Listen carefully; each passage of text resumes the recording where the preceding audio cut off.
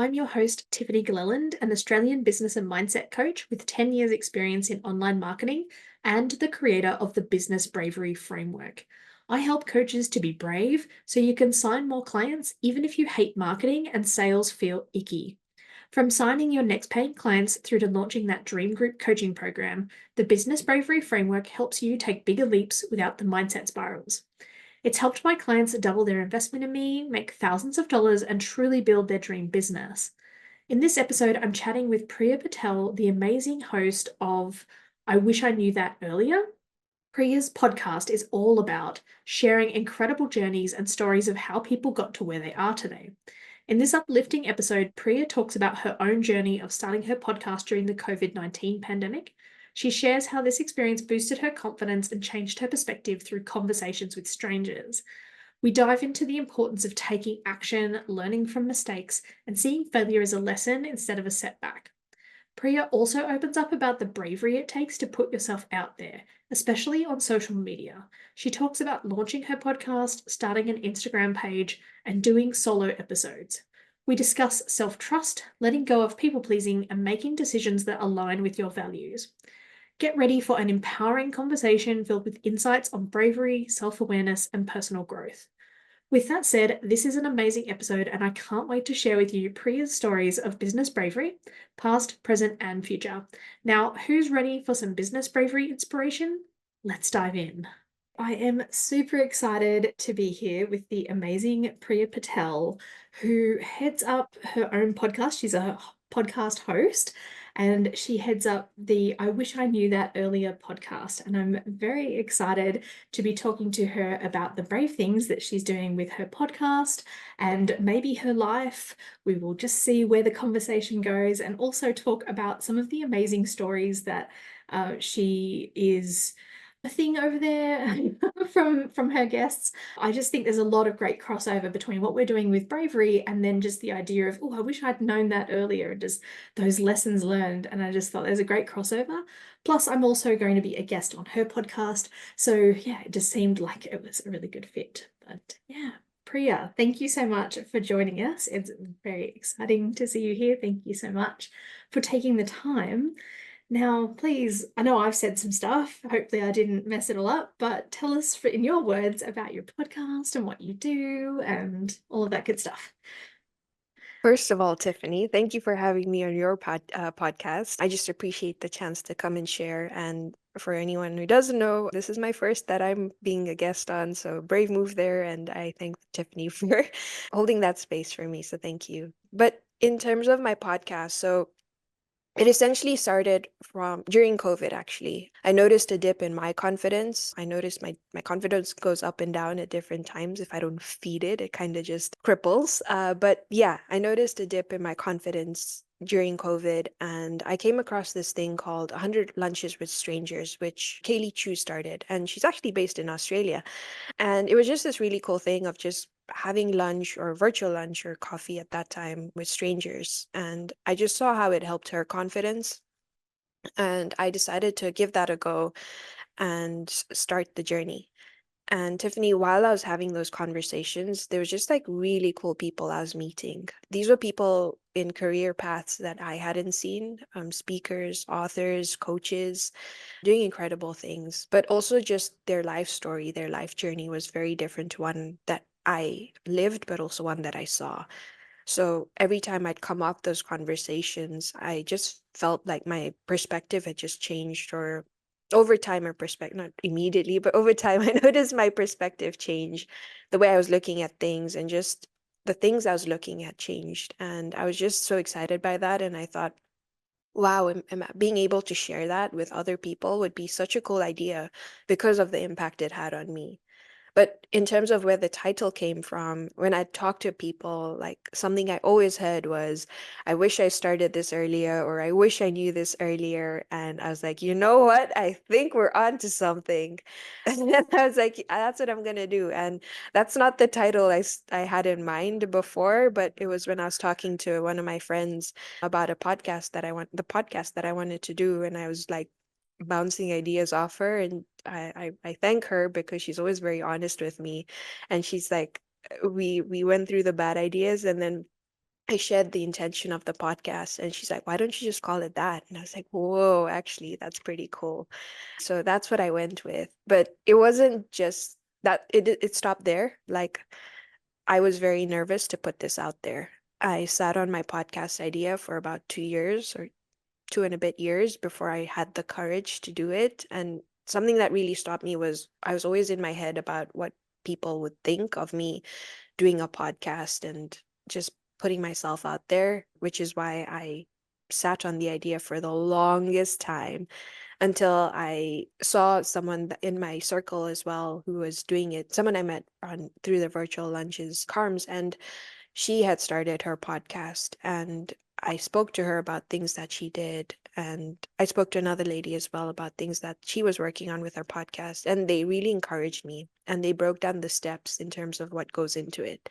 So, on the technical side of things, I didn't feel as nervous because I was like, okay, I just need to first record a podcast. I don't need fancy equipment. I just need to record it. And then I just need this app to edit the podcast, and it's not that difficult. So I got over the nerves of sort of the technical stuff, but it was still the beliefs in my head of what will people think. And they really broke it down for me there as well. And they said, people are going to say something whether you like it or not, or people are going to think things whether you like it or not, but you shouldn't let that stop you. And they'll think about you for like 2 seconds of their life and then move on to thinking about them. Because as humans, we just think about ourselves more than anything else, regardless of how good or giving you are, you're not thinking about everyone all the time. So yeah, that Mm. really helped me just reframe it in that people are not always thinking about what you're doing, and people who are doing what you've done will never look down on you and never judge you. And I was like, whoa, okay, that's pretty cool. So yeah. Yeah. I remember hearing that too. Like I heard it as like, people who are in the arena with you, they're not the ones who are going to be throwing all of the criticism that like Yeah. their criticism might be constructive and things it's like, oh, you could improve on this or that, but not in a way that's going to make you feel bad. And it's usually the people who are too scared themselves or yeah, that just kind of like might give the criticism but not take the action or Yeah. yeah. Oh, Yeah, that was a big reminder for me. So I was like, mm, okay, and now I feel comfortable. And within a week, she helped me launch my podcast. And it's not the first few episodes, or you can tell I'm just learning, but I'm enjoying the process and I'm learning as I go. So mm. yeah, keep Yeah. going. Okay. All right. So I want to go back a bit because you said at the beginning, like you were feeling a bit down during 2020, and like we all did. And then you started doing the lunches with strangers. How did you find people? Were you doing them face to face or on Zoom, or how were you going about that for that piece? Yeah. So luckily, when I joined it, there was a bit of a community around it already. So I used to reach out to people in the community to have virtual lunches. But then I started to expand it. If there are people in my LinkedIn that I wanted to really have a chat with, or people I follow on Instagram, I just reach out and be like, hey, this is what I'm doing.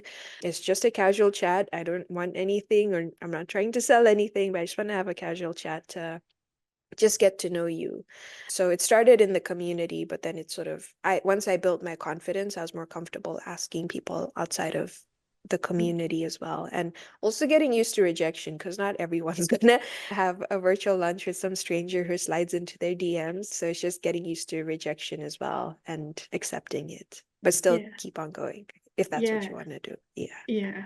And so, like, what tips do you have for handling rejection then? Oh, well, I always say like I think that's a good question. I think something that's helped me is just I've always had the mindset that everything happens for a reason. And I think when I've recently adopted is something Jamie Kern Lima says is rejection is just redirection. So I always just saw like, oh, I'm being rejected here, but maybe there's like another exciting conversation for me to have or another opportunity for me to pursue. So that's always been something that's helped me. It's just that mindset. Yeah. Yes, it can be so powerful. It's like, yes, this might be a no, but that's just opening an opportunity for somebody else who's a better fit to say yes. And so, Yeah, and what's meant yeah. for you will never miss you. So I think that's also something that's helped me. I like that one. What's meant for you will never miss you. Ooh. Yeah. Awesome. Okay, so now let's catch back up to you had the idea for the podcast for 2 years, and then you were talking to some people and they gave you some advice, and then you launched within a week. What was launching within a week look like? What did that look like? Yeah, talk us through that. So I think I'm someone when I'm nervous or I'm scared, I procrastinate really badly. And I'll find any reason, any excuse not to do something. But I think having someone there, like an accountability person or coach, really helped me keep me on track. And anytime I'd come up with these excuses in air quotes, or maybe not air quotes, they're actual excuses, so I'll remove the air quotes. Anytime I come up with excuses or just have something holding me back, it's like we address it. We're like, where is it coming from? And like smash it and keep on going. So that definitely helped me just getting accountability there. But I think I'm going off question, Tiffany. Sorry. Could you repeat the question again? Launching in a week, what that was like. Yeah, yeah, just kind of like what did that look like? What did you have to do, like mentally, physically? Like when you said you launched in a week, did you already have some recordings done? And then like I just was wondering, yeah, what was that like for you? There's a lot of people who listen who they have their business and then they want to add a podcast. I know they're like Mhm. podcast curious. And so that's why I was just asking about your experience with launching podcasts, your Okay, gotcha. podcast. Yeah. So I had no guests. I had no recordings done. I had nothing set up, but my coach really broke it down for me. She's like, just set up something, just create a cover on Canva. It's not the be all end all. You just need a cover. And then I just needed to set myself up on a platform to publish the podcast. I just needed to download an app to edit the podcast. And I just needed to ask people to record. So I reached out to a couple of people and they were really helpful in helping me record in that 1 week, which I'm so grateful for. So yeah, she accountability is something that helped me to get it done in a week. So I think that was a big part of getting a launch done is just making sure someone's accountable to me. But then also just breaking down the steps and going for it because it seemed we make it complicated in our heads, but once we like just take the next action, things get easier. So once I designed my cover, I was like, okay, that's done. Now I just need to record an episode. And once that was done, I was like, okay, I just need to edit it. So yeah, just breaking down the pieces. Yeah.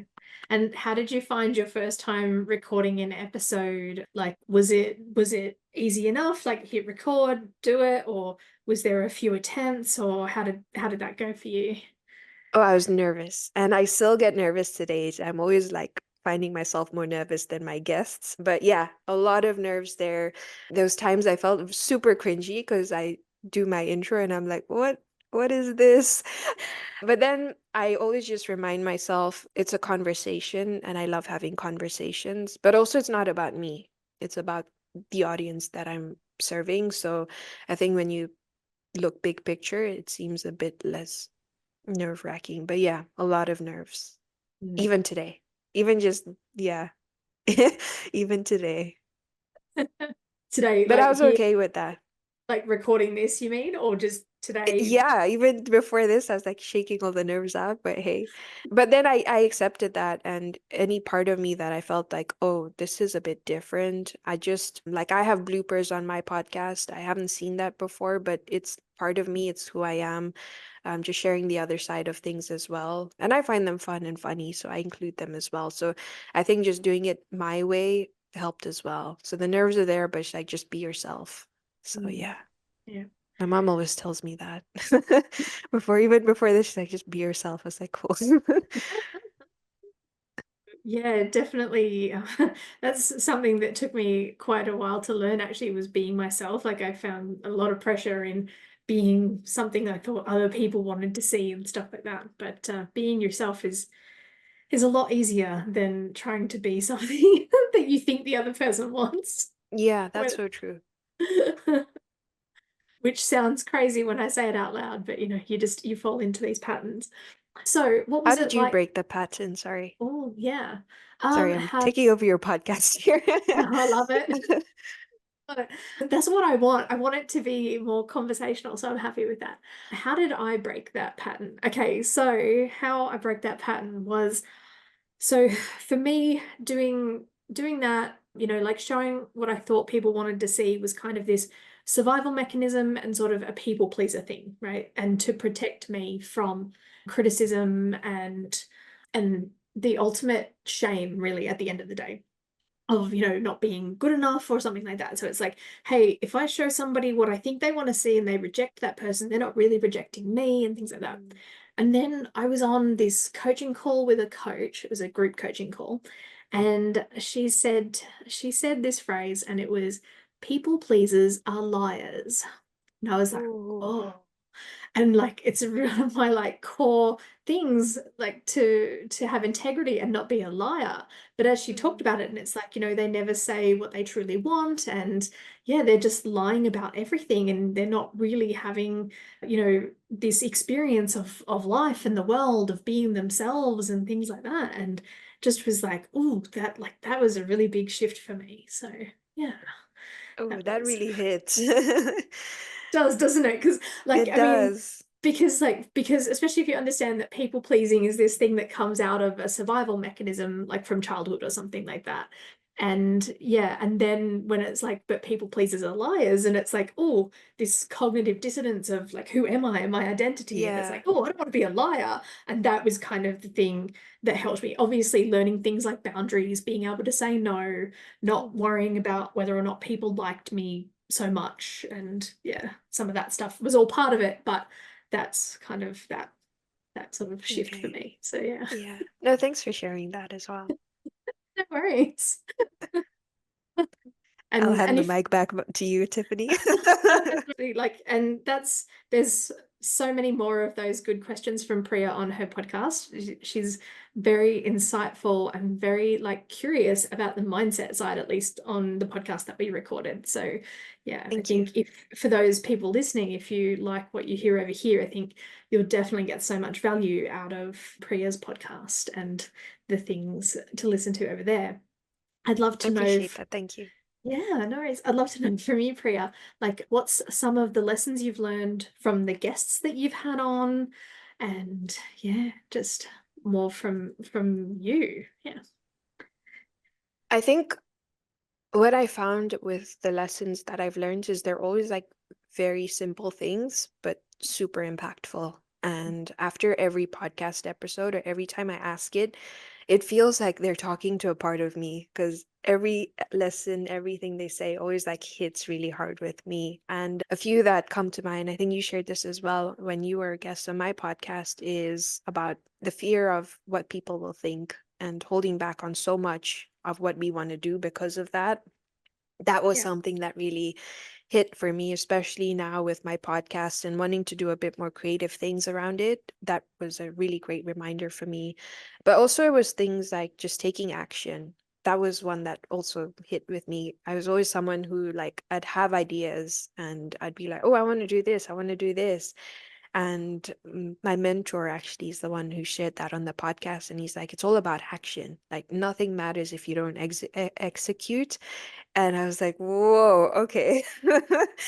I heard that loud and clear. So that was always a good one for me. And yeah, I think it's just a lot of conversations around mindset in all the episodes. So everyone's gone on different journeys, but I'm always just fascinated in the mindset that they have. And you'll start to see patterns and similarities. And they're always just people who do the work despite what other people say. They take the action on what they say they're going to do. And I think that's so important. And then they learn from their mistakes. I think that's another one.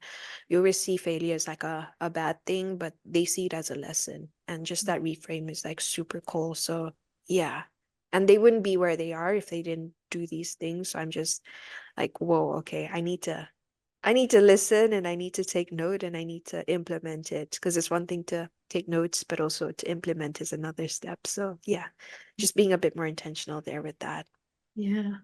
Wow. So what are some of the things that you're doing to implement? And this probably leads us into maybe brave things that you're working on as well. So yeah. So I think in terms of implementing just the reminder, like I always just hear that line is it doesn't matter if you don't unless you execute. Just reminding myself there is something that helps me implement what I want to do. Also just the thing about people don't really think about you as much as you think they do is something that's really helping me now, especially as I do brave things around my, what I call brave things around my podcast, which involves me putting more of myself out there. I think that's a really good reminder. So in terms of implementing, it's just having those reminders is something that helps me, and just speaking to people, getting support is also something that helps me implement, because then I'd be looking at something one way, but then they'll help me like break things down or see things a different way, and then I can move forward. So those are the things that help me implement. But in terms of brave things I'm doing, I started an Instagram page for my podcast like 2 years later. But we did it. And I think just showing up on social media is always so strange for me in terms of just sharing and putting your personality out there.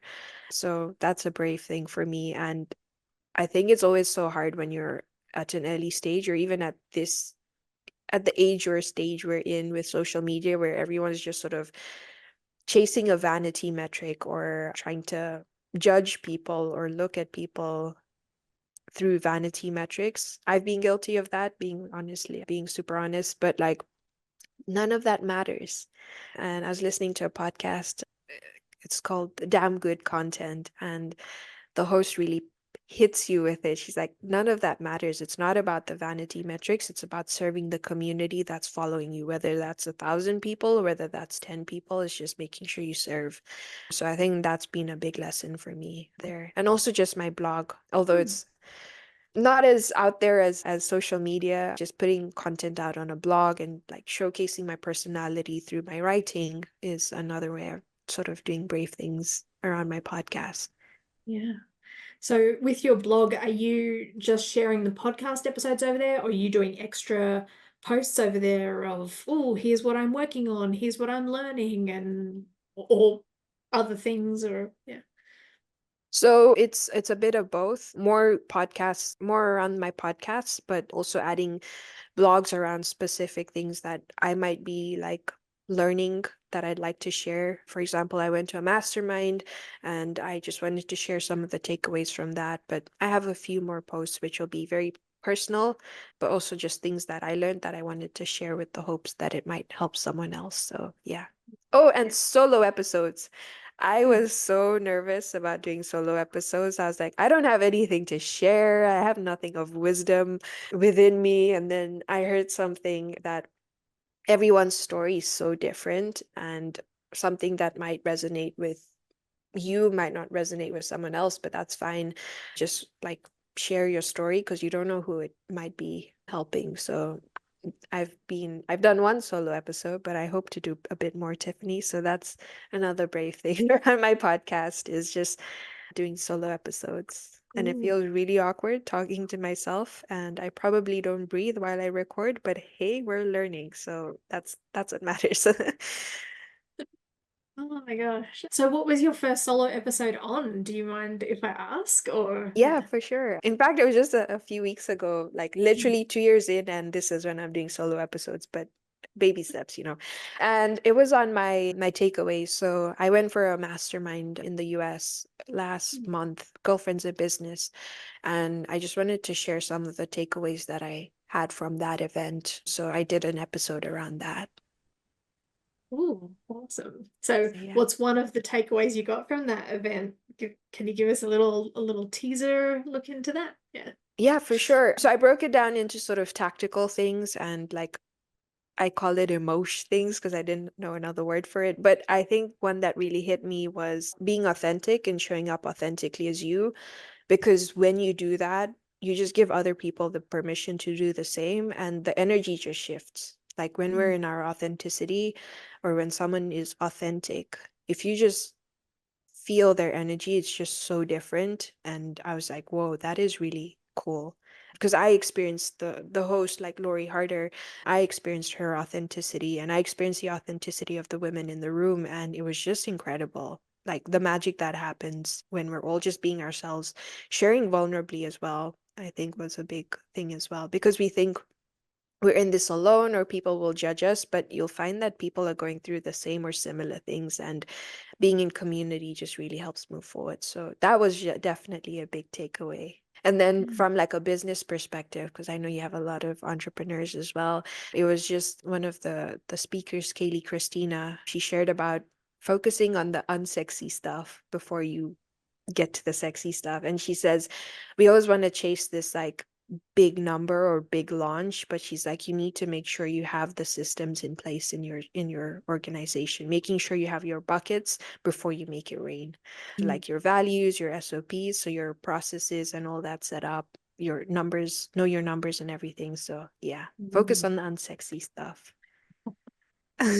Ah, yes. I love that. Actually, I think I've been saying to some people that some of like my brave goals is like being okay with the boring side of the business of, getting into these repeating systems and processes and things like that. So yeah, definitely some of the unsexy stuff for me. What's some of the unsexy stuff for you? Is it in the podcast or outside of that? Yeah. Ooh, unsexy stuff for me.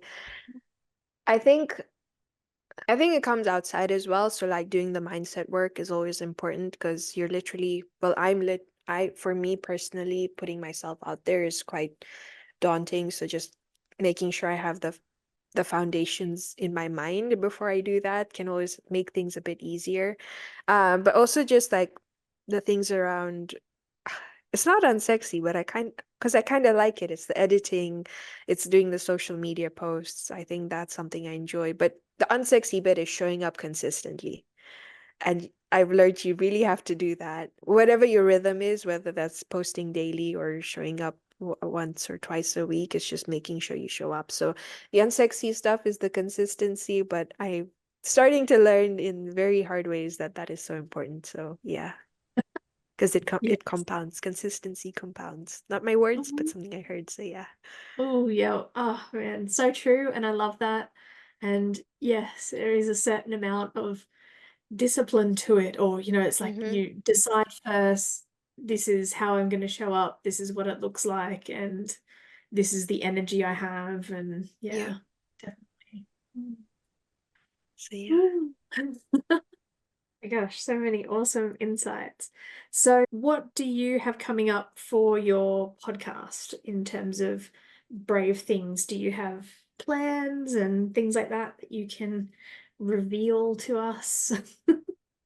So I think for my podcast is just a lot around like growing that social media page, showing content from the podcast episodes that I do. So that's just something, one of the brave things I'm working on, just making sure I commit to my blog and continuing with the solo episodes and putting in the work for, not work, it's something I enjoy, but yeah, just recording the episodes as well. So those are the brave things. And then outside of that is just getting into rooms where I'm not where yeah, just getting into the rooms with people that I look up to, I think is important to me because I find that helps me with my podcast, but also just generally in terms of my outlook on things. So I think that's another brave thing that I'm working on. So yeah.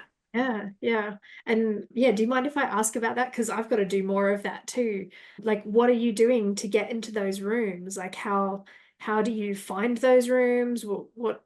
Yeah, what's do you have a process or an idea or a plan on what you're going to do for that? Yeah. I wish I could say yes, I have a plan and a process, but I don't. I think so. One of the events is that I went to was earlier this year, a mastermind.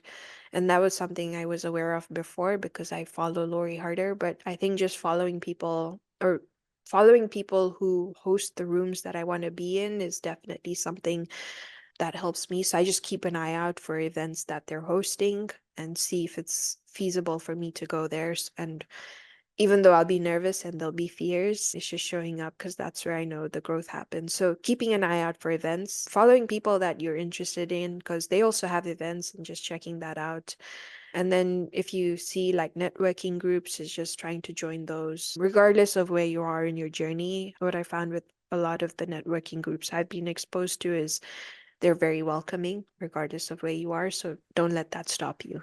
So yeah, just looking for the networking groups and the events, just to summarize. Yeah, that's that's awesome. I'm doing some of that too, and yeah, it's definitely. yeah, some more of that I want to do just because like some of the people who I want to get in a room with, like they're not necessarily hanging out in the networking events because they're kind of they're earning more, they've got bigger teams, and yeah, it's like it's maybe their team members who go to the networking, but not them Hmm. or something like that. So yeah, some of the stuff that yeah, I'm looking at working on and that kind of stuff in the Might next just year or be a so. DM, Tiffany, for a virtual Might lunch or a be. coffee. Maybe, yeah. I have to admit, I still like I get a bit intimidated like because there's also like dream people that I want to have on my podcast. And you know, like they're seven-figure business owners and stuff like that. And I'm just like, oh, I need to build this up so that there's, you know, enough of an audience and that kind of stuff for them and things like that. But yeah, maybe I'm just making it harder for myself. Maybe I just send them a I've done message. that, in fact, where Yeah. I had like, they're not, I do have my dream guests and I haven't reached out to them yet, but there were also some other people that I have, and they're like quite quite like popular people, and I was like, they might say no, but I was like, you know what? I won't know until I try, so I just DM them. And sometimes they're really receptive. They're like, actually, I would be interested in. I don't have bandwidth now, but check back with me in a couple of months. And I was like, whoa, did you just say yes? I'm gonna take it as a yes. But yeah, so sometimes Mm. I do that as well, so I can relate to you there in that it's quite nerve-wracking, but when you just ask, you'll be surprised by the responses. So Mm. yeah. Ooh, more bravery for me. So the You fun got this, part, Tiffany. the fun part of having a brand on bravery, it's kind of, I feel like I'm going to say yes to Showing everything. up I'm like, brave every yeah, single time. absolutely. One of my things is to be brave every day, and I'm definitely doing that, I think, at the moment. And it's So, like everything, I think. It doesn't have mm, to be a big bravery act. It can even just be little things as well. mm. Yeah. Oh, definitely. Definitely. I mean, it's not like every day it's a podcast or a speaking event or something. Sometimes it's like the difficult email that I might have to send to a Mm. client, you know, the saying no, having boundaries or something like that. So, yeah. So what goes through your mind when you're like in those moments where you're like, I need to show up brave, but also I'm kind of nervous. Like how do you close the loop to action? Ooh, yeah, that's an awesome question. And yeah, so like for me, I have a few processes. Like I know like sometimes it can be a thought shift. Sometimes it can be, you know, just close your eyes and it's like, you know, feel the fear, do it anyway, do the brave thing and that kind of thing. But then other times, like I have these tools that I use where it's sort of like meditation and visualization, journaling, doing the thought reframes, just that whole my sort of business bravery framework side of things. Like I've turned it into a system, and just because like that helps me with the anxiety and things like that. And then sometimes like there's been some times where it's like I just cover my eyes and just hit send on the email after Yeah. I've written it and rewritten it and got my husband to look at it, and then I'll think on it and then I'll come back after, you know, and do some other things and come back, and then it's just like, okay, just close your eyes and just hit the button. And yeah, and just that sort of knowing that whatever happens, I can handle it. And Mhm. whatever emotions that creates, I'm open to feeling those emotions of yeah, whether it was That's like so good. yeah, yeah. Because that's Okay. the biggest part for me that makes me sort of procrastinate on those things. It's often the emotions that I don't want to feel of, you know, I might have got it wrong, I might have said the wrong thing, you know, they get upset or something like that. And yeah, just yeah, taking something simple and making it complicated. That's me. That's all of us. That's all of us. No, but that's Uh, cool. Thanks for sharing that as well. no worries. So what's something that you wish you knew earlier then? I know you've shared a few of your insights, but is there anyone that pops up for you at this moment? I think I think the biggest one, well, all of them I think are like those are my I wish I knew as well, but I think one that's really resonating with me now is just trust yourself. I think I'm always someone who sort of outsource things or yeah, outsource things and I'm just like I'm gonna the times when I've trusted myself, trusted my gut, those are the times when I was like, okay, this is magic. And not to say that I don't I still ask for advice because I value the advice from people that I do reach out to. But yeah, I think just trusting myself is another one. And yeah, Yeah. people will What's say things, but it's just trusting yourself that you made the yeah. right decision or you made a decision and just take the consequences. But yeah, just trust the decision you made. Oh my gosh, I love that. And one of the lessons that took me the longest to learn was trusting myself and having that faith in myself and stuff Hmm. for sure. There was something. Oh yeah, what's an example? Sorry. What's an example of something you said you outsource things? What's an example of something that you outsourced previously that maybe you're not doing now and you're trusting yourself with? The first is like maybe decisions that comes to mind. Instead of me making the decision, I'll be like, oh yeah, I'm okay, like anything, whichever, whatever you prefer. And I just let others make the decision and then take that and act on it. So yeah, decisions is something I definitely outsourced. Yeah. Not to the And detriment, like not the fault of others, like forcing it on me. It was just me not listening to myself or trusting myself enough to make my own decisions. So yeah. yeah. Oh man, I know that. Like we talked earlier in this episode about like my people pleaser side, and then when I started making that decision to be less of a people pleaser, and then it was a case of tapping into what do I actually want in Yeah. situations.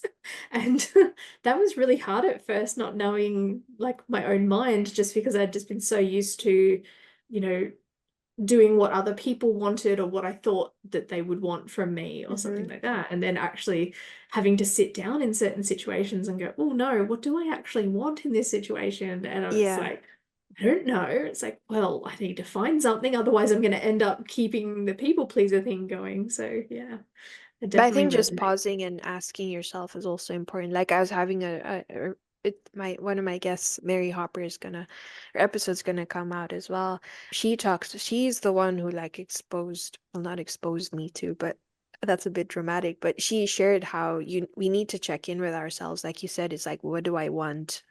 And I think we don't do that enough. And when she shared that, I was like, whoa, okay, like I don't do that at all. And she's like, yeah, it's just a simple check-in with yourself because it's just so powerful when you do consult yourself. So yeah. Yeah. And something I find too that as as women and then as girls growing up, we're not necessarily told to consult ourselves. Like we're kind of told in a lot of situations to, look after the family, look after your partner, look after other people. And that's, what a good woman does or a good wife or a good mother or those kinds of things too. So yeah, I'm glad that there's some more people sort of saying check in with yourself, but it's just interesting that I mean, I don't know, it may not be the same for you, but at least that was sort of how it was for me growing up of yeah, it's like, to be a good person, you put other people first or something. So Mm, yeah, was a lesson I don't agree with now, but something that I took on as growing up. So okay. Yeah. No, that is something I think a lot of people deal with is putting other people's needs before their own. And then having to shed that, it's like, oh, sorry. But then it's like, no, I'm not sorry yet. I don't have to be sorry.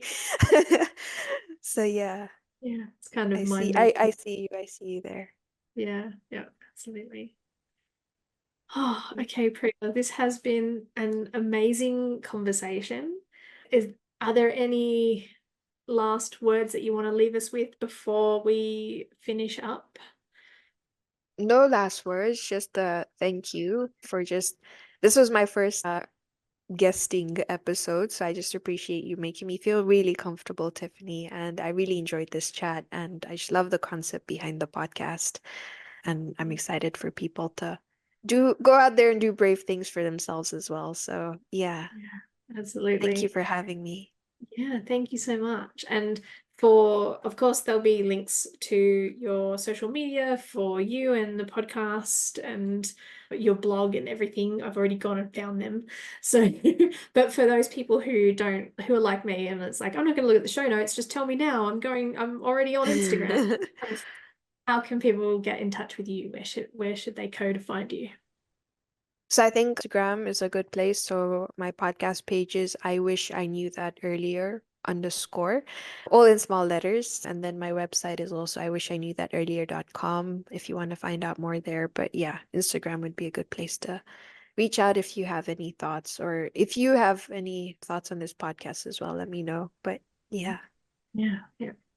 Awesome. Oh, thank you so much for all of your time and sharing your stories of bravery. I've loved diving into all of this stuff with you and just we have that crossover with a lot of the mindset side of things. And I think we're both curious and interested. And yeah, it's been amazing to chat with you. So thank you.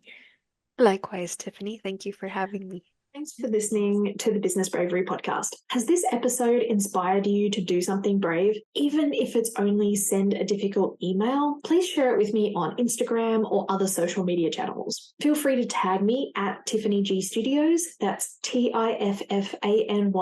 G for golf, Studios, no spaces, no underscores, etc. Or you can use the hashtag Business Bravery Podcast so that I can cheer you on and together we can inspire other coaches and course creators to do brave things in their business and life. Now, I'm Tiffany and I'll leave you with this one last thing. What's one brave thing you're going to do today? It doesn't have to be big. Even the smallest steps can create the most massive results. So again, feel free to share it with me either publicly or privately so that I can cheer you on. That's it from me. Until next time, bye for now.